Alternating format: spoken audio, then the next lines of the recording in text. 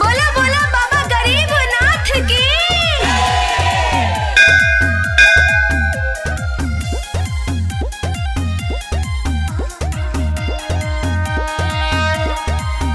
जब से चढ़ल बा सावन महीनावा हो, पूरा खुशी में झूमत मनावा हो।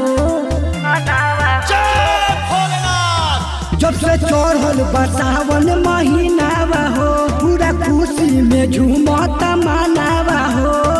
कि भोला जी के सब रोतना में चलेला, लेके जल चल पैदल कहिरान बाबा।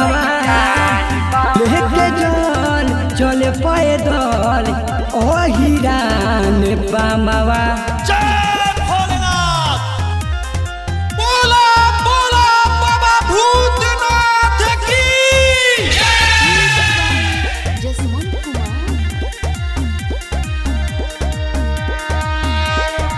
भोले बाबा के बा महिमा निराला, सबका पदाया करे डमरुआला।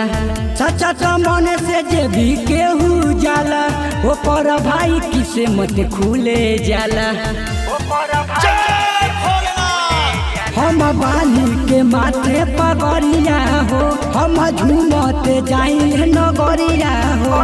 कि भोला जी के सब रोतना में चलेला, भोला जी के सब रोतना में चलेला।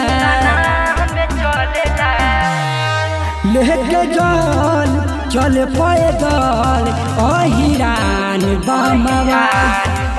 लेके जल चल पैदल कहिरान बाबा। बोलिए शंकर भगवान की।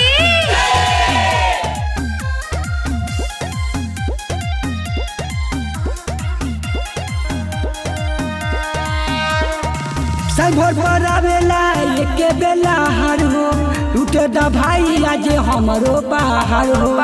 डीजे बजा के सबे खुशी मनावे, बाबा के बूटी पी के कमर डोलावे। साल भर पर के बेरे आवे बाहर हो, लूटे द भाई आज हमरो लहार हो।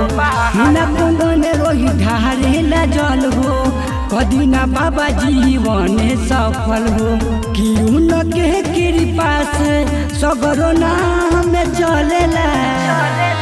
लेके जल चल पैदल कहिरान बाबा।